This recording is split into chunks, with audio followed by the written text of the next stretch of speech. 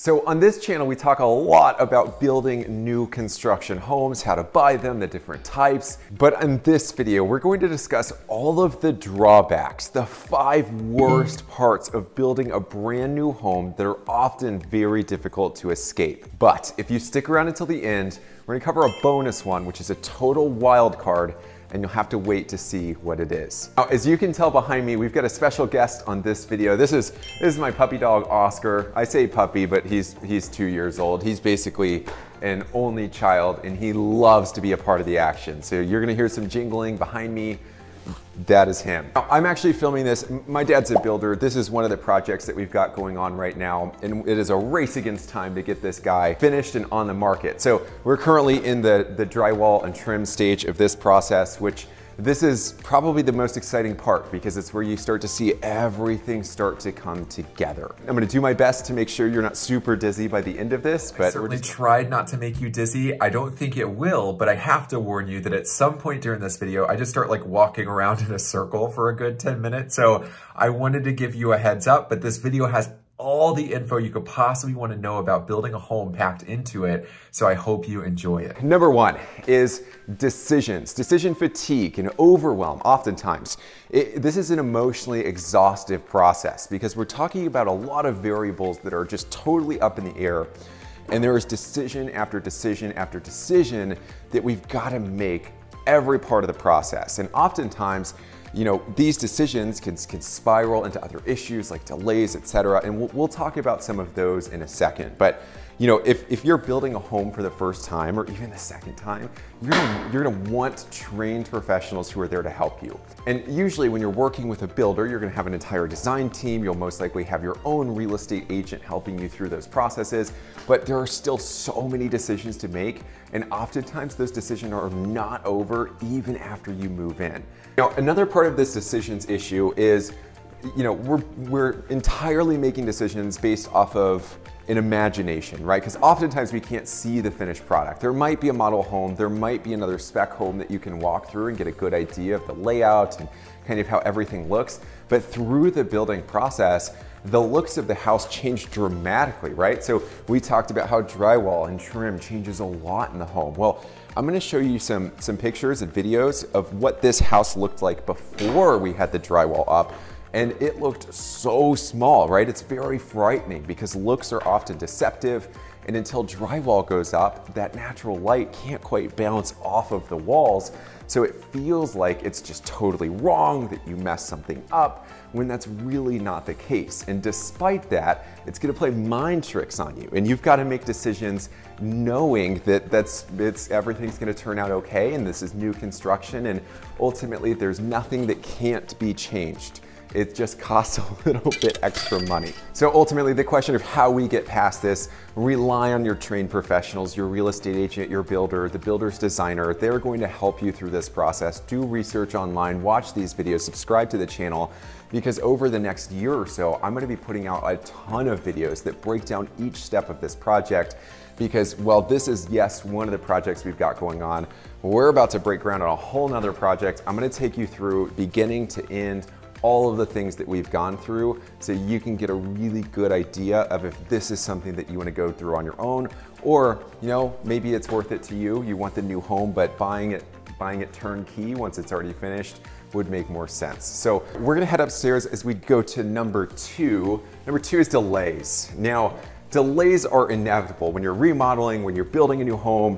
Most things when it comes to real estate, delays are just part of the deal. There are a lot of variables that are all up in the air. There are wild cards that come left and right, and it's just a series of taking punches and solving problems when they come up. So in Kansas City right now, it's gonna take you about, I've seen quotes from 10 to 12 months to build a home.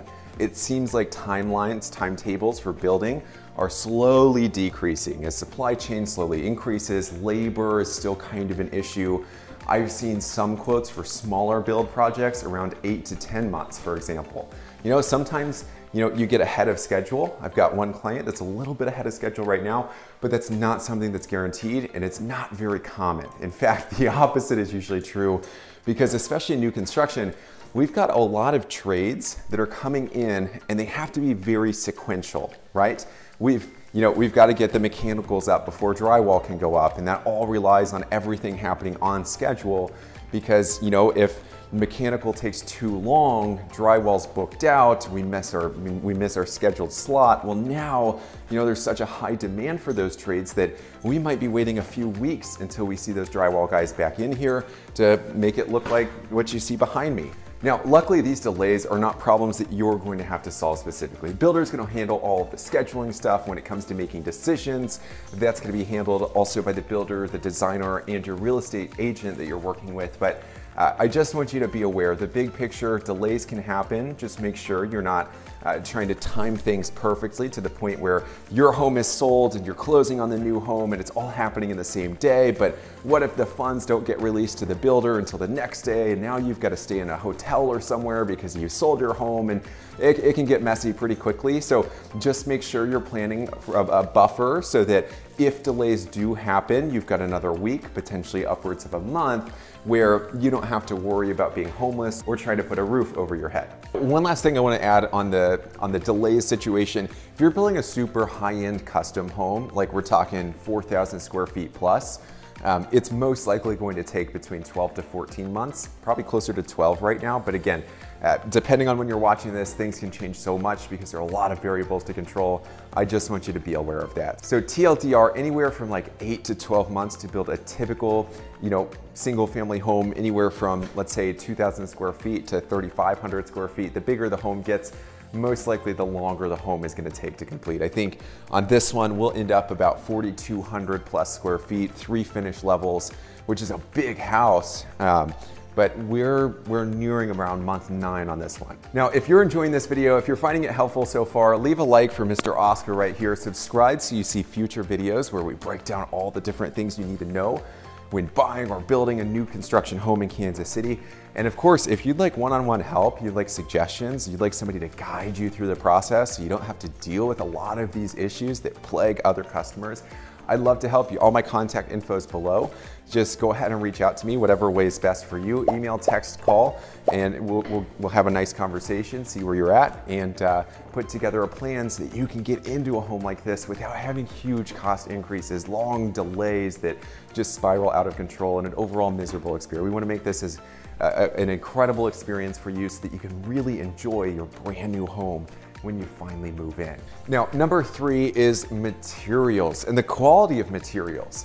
You know, we've kind of been talking about all of these wild cards, a lot of stuff happening that we can't quite control.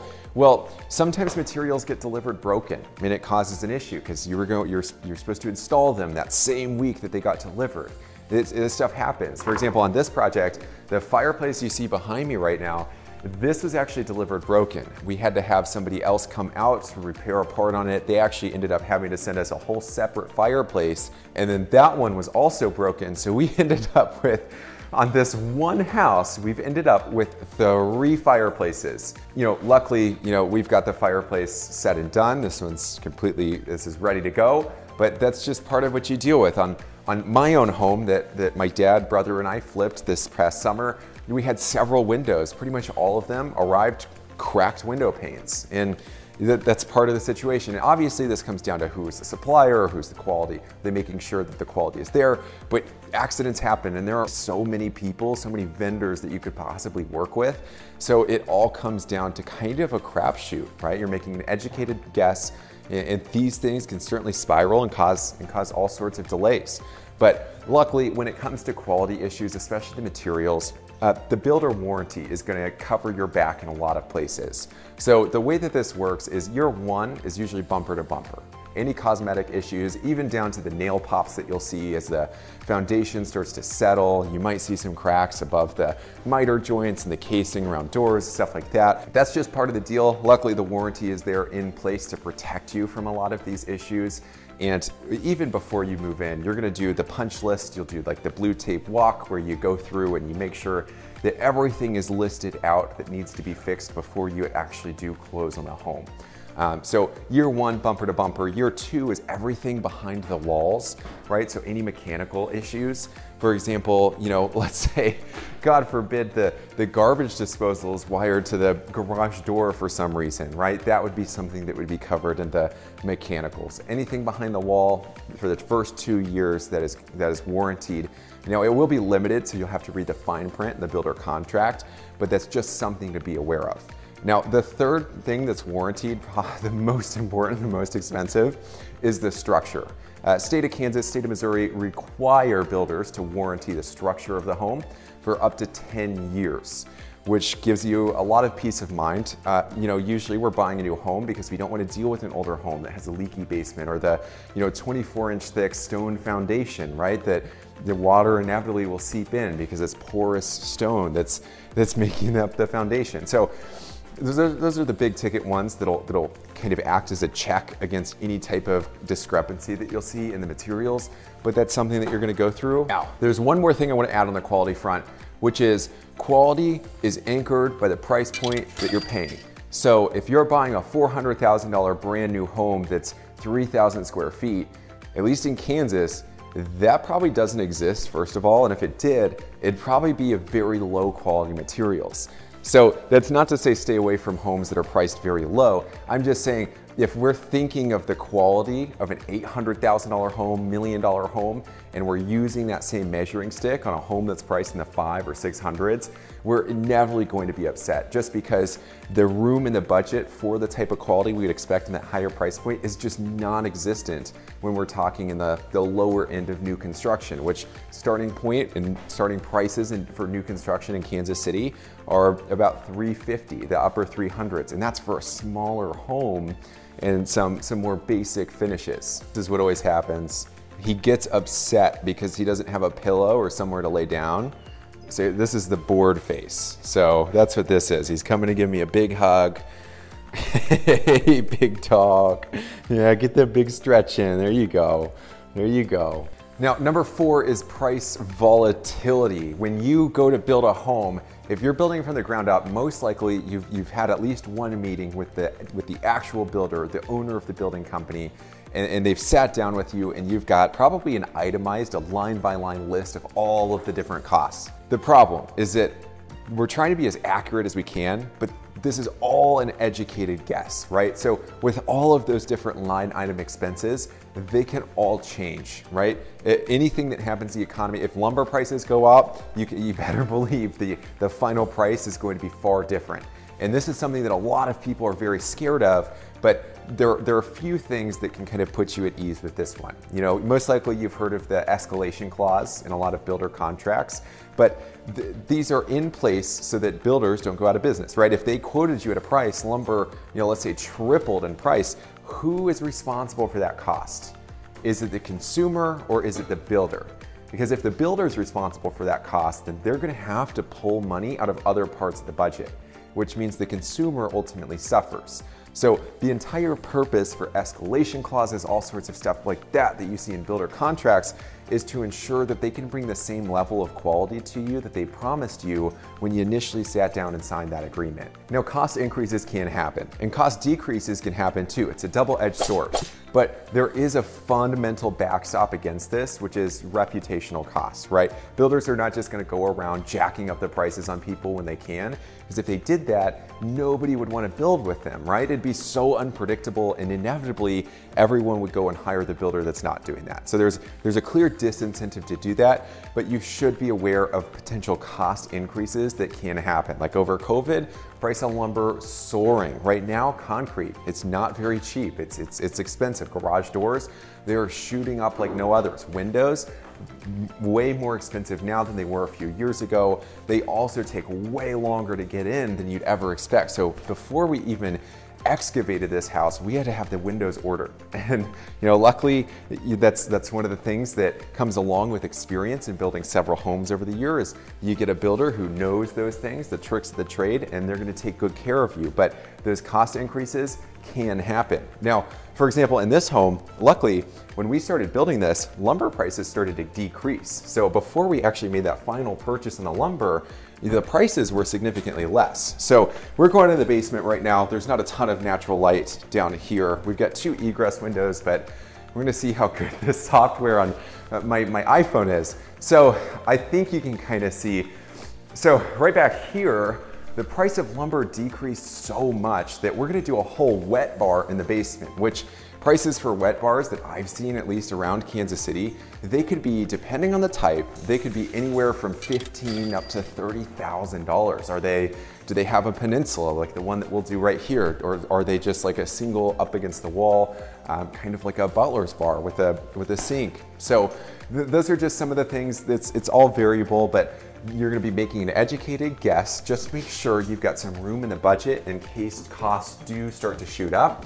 So then you're not in a situation where now your deposit is on the line that you paid, which is usually about 5% for most builders around here in Kansas City, so that you're not leaving that and just having to cut your losses where they are. Make sure you're prepared financially to deal with some of these problems, because being prepared is going to save you a lot more money than winging it and having to fork over that money later on. Now, number 5 is the weather, and it certainly contributes to delays. It certainly can contribute to cost increases. This is just part of the deal. Mother Nature, you can't control her, but it does determine a lot of different things in the home. So if it's framed in, we've got to get the roof on, because we can't risk letting all of that wood, even if it is treated lumber, sitting out in the elements. A similar deal on this home. I'll show you some footage. We decided to do a nice stucco on the front. Stucco, mixture of concrete, very weather sensitive, right? And especially with siding like stucco, you can't risk any issues, right? If we were to risk something like that, it can crack more easily, moisture gets in, and then it just like ruins the structural components of the home. So long story short, weather, you can't control it. You kind of have to work around it, and that's part of what contributes to delays. But luckily, if you're working with a really good builder who has systems in place to mitigate all of that, it's not going to be a worry at all. And if you're wondering, how do I make sure I'm choosing a good builder? What are some things to look out for? By all means, just like I said, you can reach out to me. We'll go through and we'll have a nice private conversation about what to look for, how to make sure that you're not starting a relationship with somebody who you want nothing to do with 8 months later. Now, the wild card, this is the bonus, is the city. The city can be your best friend or your worst enemy, and you always want to be friends with the city inspector. Luckily, we're building in a smaller city in Roland Park where that's possible, but there are always situations. For example, a city inspector, he's taking another job. So right as we're finishing this build and about to start another one down the street, now we've got to make sure that we're good with the new inspector who comes in. This also comes into play from everything down to the different codes, from Overland Park to Olathe to Lenexa to many different parts of the Kansas City Metro.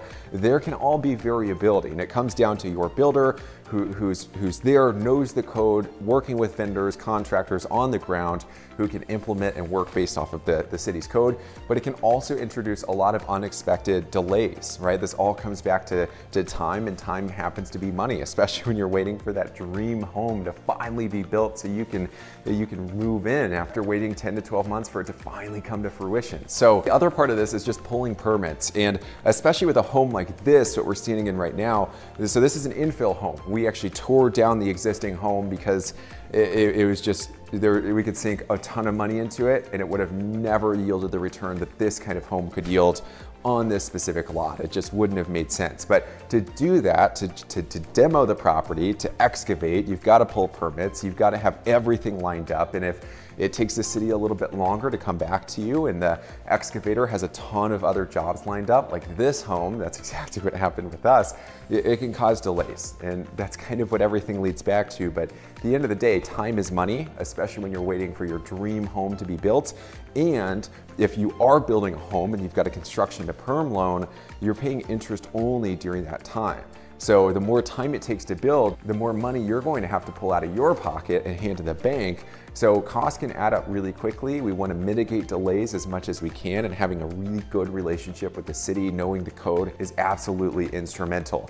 Now, another good part, the flip side of this, the really good part about the city having to be involved in projects like this, is that they're inspecting at multiple different stages of the process. The foundation, the structural components, the mechanic, all of that stuff, the city's coming out several times to inspect it. Most likely your builder's team is inspecting it at several points of the building's process to make sure everything is solid. Now, of course, if you wanted to, there are inspectors out there who can inspect each stage of the process from beginning to end. It's gonna cost you a little bit more money, but if you wanna be like absolutely certain that everything is locked and loaded, solid and ready to go, then that could be something that makes sense. Luckily, if you're working with a good, reputable builder, that's not gonna be a concern, and it's not going to be something necessary, especially because you've got that warranty on the back end. But keep in mind, it's always gonna cost more to fix it later than it will to do it right the first time. Now, the purpose of this video is not to scare you or to say that there are gonna be a ton of costs, it's gonna take longer to build a home.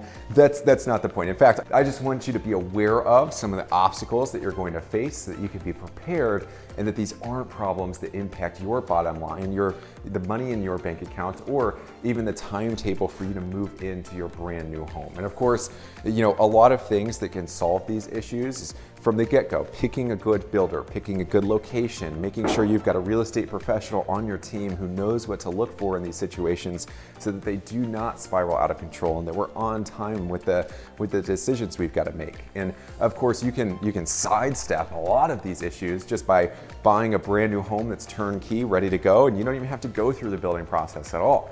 But if you are wanting that level of customization, a semi-custom build where there's already a library of floor plans to choose from, there are set finishes that you can install, it can be a way easier project, both time and on your pocket, than a fully custom home, kind of like what we're in right now. So those are just things to be aware of. Of course, if you have any questions, I'm here to help. If you'd like to support the channel, if you'd like to work with me one-on-one and get specific guidance on all of this stuff, all my contact info is below. Just go ahead and reach out. We'll have a conversation, see where you're at. I'll answer a lot of your questions and concerns, so that way you feel more comfortable moving forward and deciding if this is for you, or if it's something that you want to steer clear of entirely. Thank you for watching the video. Hit that like button if you enjoyed it, if you learned something. Hit the subscribe button for more videos like this, where we break down the ins and outs of building new construction homes in Kansas City. And of course, I will see you on the next one.